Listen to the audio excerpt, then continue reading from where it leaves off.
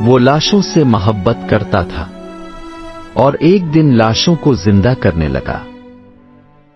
आने वाली काली अमावस की रात जब 1001 कन्वारी लड़कियां कुर्बान हो जाएंगी, एक शैतान ऐमर हो जाएगा और तीनों जहान जल उठेंगे, लेकिन एक लड़की जिसने इस शैतान को देखा और जिंदा लौटी, अब उसकी वाहिद कमजोरी भी वही है और वाहिद दुश्मन भी क्या वो 7 समंदर पार करके 7 जादुई दरवाजों को उबूर कर पाएगी?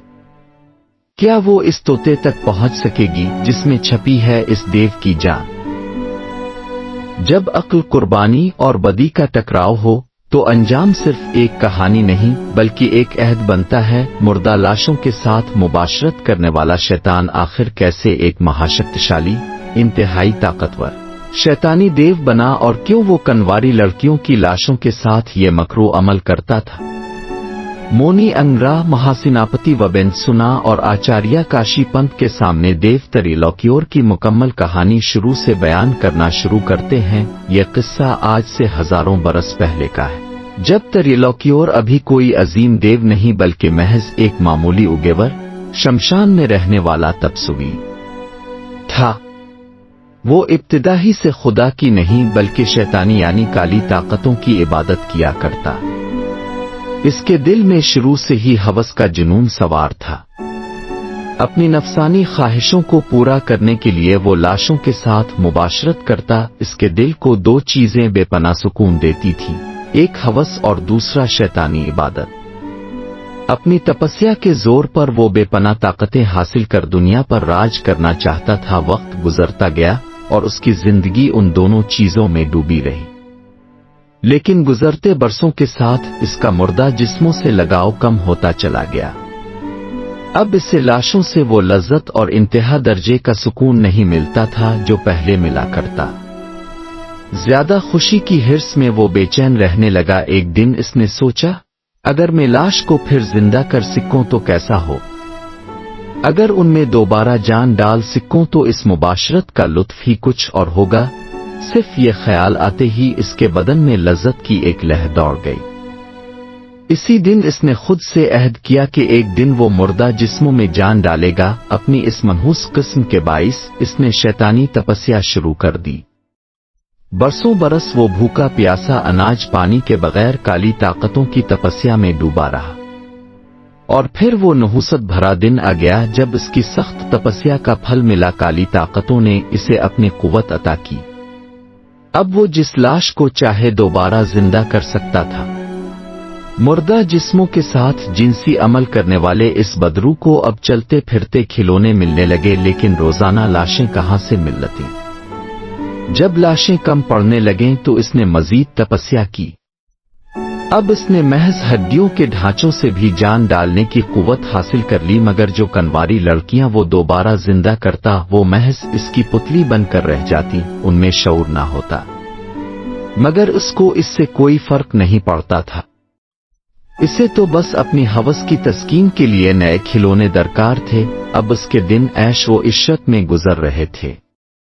वो चाहता था कि ये ऐश कभी खत्म ना हो।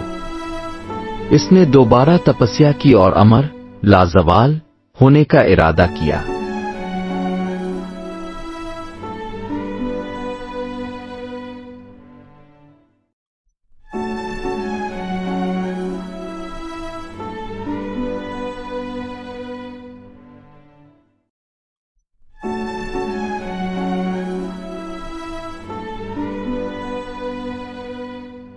मगर काली ताकतें इसे अमर करने के काबिल न थीं। तब उसने एक और तरकीब निकाली। 7 समंदरों के पार उसने 7 जादुई दरवाजे बनाए जिन्हें पार करना नामुमकिन था।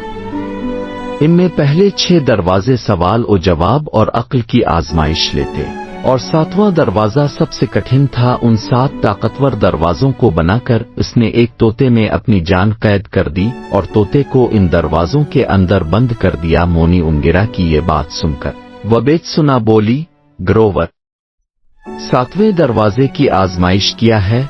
मोनी उंगिरा ने कहा, सब्र करो बेटी, सब बताऊंगा। फिर उन्होंने बताया कि त्रिलोक्योर की बढ़ती हवस ने इसे और ताकतें हासिल करने पर मजबूर किया। वो अपनी तपस्या में कामयाब होता चला गया और जमीन पर कोई इस जैसा ताकतवर ना रहा, मगर ताकत हासिल करने वाला कभी मुतमईन नहीं होता। अब इसका ख्वाब तीनों लोक, आसमान, जमीन, पाताल को फतह करना था। इसने अपना नाम त्रिलोक्योर रखा, जिसका मतलब ही तीनों लोकों का फातेह है। एक बार फिर इसने तपस्या की और इल्म हासिल किया कि आने वाली काली अमावस की रात, जब शैतानी ताकतें उरूज पर होंगी, अगर वो 1001 कनवारी लड़कियों की कुर्बानी दे, जिनमें आखिरी लड़की किसी शाही खानदान की हो, तो वो नाकाबिले शिकस्त बन जाएगा। अब अमावस की रात में सिर्फ 9 दिन बाकी थे और उसने तकरीबन सब लड़कियां कुर्बान कर दी थीं। आखिरी लड़की राजकुमारी रद्रिलेखा थी। मोनी उंगिरा की बात सुनकर आचार्य काशी पंत बोले, अगर वो कामयाब हो गया तो? मोनी उंगिरा बोले, तो फिर वो अमर हो जाएगा और उसको कोई हरा ना सकेगा। आचार्य बोले, क्या इसको रोकने का कोई तरीका है? मोनी उंगिरा बोले, हाँ, मुश्किल जरूर है मगर नामुमकिन नहीं। इसे ताकत से नहीं, अक्ल से हराना होगा। इसकी कमजोरी सिर्फ वो तोता है जिसमें इसकी जान है। वबेत्सुना बोली, ग्रोवर, हम इस तोते तक कैसे पहुंचेंगे? 7 समंदर पार कैसे जाएंगे? मोनी उंगिरा बोले, हम नहीं, तुम जाओगी। मैंने अरसा पहले इस मुसीबत का इल्म पाकर तपस्या की थी और भगवान विष्णु से वर मांगा था कि उनका गाढ़ उकाब एक बार मेरा साथ दे। विष्णु का गाढ़ तुम्हें 7 समंदर पार ले जाएगा। आचार्य और वबेत्सुना के चेहरों पर उम्मीद की रोशनी आई, मगर वबेत्सुना बोली, ग्रोवर, 7 दरवाजों की गुत्थियां मैं कैसे हल करूंगी?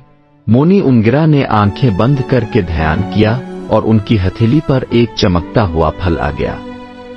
ये बुद्धि फल है। इसे खाने से तुम्हारी अक्ल इंतहा दर्जे तक बढ़ जाएगी और तुम दरवाजों की गुत्थियां हल कर सकोगी। वबेत्सुना ने पूछा, ग्रोवर, ये सब तो कोई भी कर सकता है, फिर मैं ही क्यों? मोनी उंगिरा बोले, तुमने पूछा था कि 7वें दरवाजे की आजमाइश किया है, इसी में जवाब छुपा है। वो आखिरी दरवाजा आम दरवाजा नहीं बल्कि बहुत बड़ा आईना है। वो सिर्फ तब खिलेगा जब उसके सामने खुद त्रिलोक्योर खड़ा होगा। वबेत्सुना चौंकी, ये कैसे मुमकिन है? बेटी, सिर्फ तुमने इस शैतान को अपनी आंखों से देखा है और जिंदा रही हो, कोई दूसरा नहीं।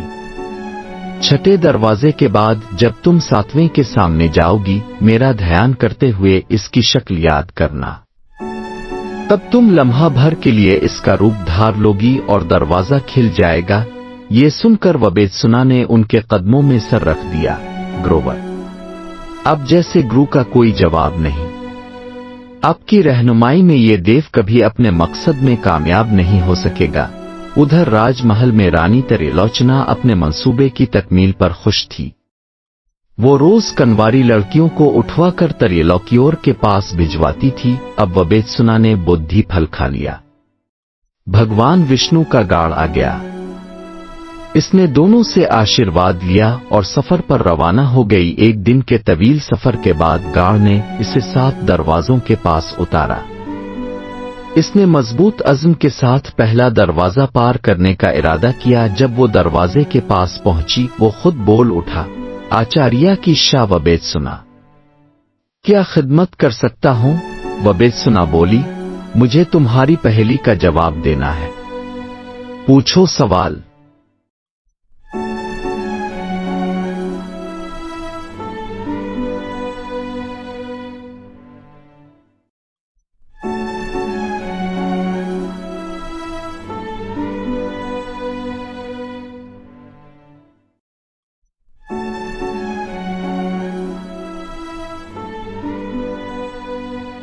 दरवाजे ने सवाल पूछा।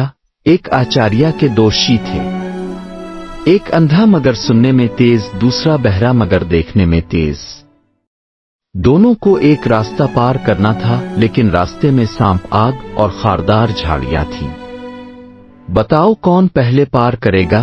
वबेत्सुना ने आंखें बंद की। बुद्धि फल के असर से इसके दिमाग में जैसे तेजी से ख्यालात दौड़ने लगे। वो बोली, अंधा शाह, क्योंकि वो सुन सकता है, اور آچاریہ کی آواز پر عمل کرتے ہوئے آگاہ ہو کر راستہ پار کرے گا۔ بہرا اگرچہ دیکھ سکتا ہے مگر آوازوں سے خبردار نہ ہونے کے باعث سانپا آگ کا شکار ہو سکتا ہے۔ دروازہ مسکرایا اور خود بخود کھل گیا۔ تم نے صحیح جواب دیا، شاہ جاؤ، دوسرا دروازہ تمہارا انتظار کر رہا ہے۔ اسی طرح ہر دروازہ ایک پہلی پوچھتا اور وبید سنا اپنی بدھی دانش کے زور پر ہر ایک کو حل کرتی گئی۔ تیسرے دروازے نے سوال کیا، وہ کیا چیز ہے جو تمہارے پاس نہ ہو تو تم مکمل ہو مگر جب ہو تو تم کم ہو جاتے ہو؟ وبید سنا بولی، خامی، کمی۔ اور دروازہ کھل گیا۔ چوتھا دروازہ وقت سے متعلق تھا، پانچواں محبت اور قربانی سے، اور چھٹا دروازہ ایسا تھا جس نے اس سے اس کی سب سے بڑی کمزوری یعنی ڈر کے بارے میں پوچھا۔ وبید سنا نے کہا، میرا سب سے بڑا ڈر ہے کہ میں وقت پر راجکماری رادر لکھا کو نہ بچا سکوں۔ وہ دروازہ کھل گیا۔ اب وہ ساتویں آخری دروازے کے سامنے تھی، وہی دروازہ جسے کھولنے کے لیے تریلوکیور کا ہونا ضروری تھا۔ وبید سنا نے مونی انگرا کا دھیان کیا اور تریلوکیور کے چہرے کو یاد کرتے ہوئے زور سے پکارا، مونی انگرا کی کرپا سے میں اس راوب کو دھارن کرتی ہوں۔ اگلے ہی لمحے اس کی شکل، قد، آواز، سب کچھ تریلوکیور جیسا ہو گیا۔ دروازے پر چمکتی روشنی پھوٹی اور وہ کھل گیا۔ وہ اندر گئی۔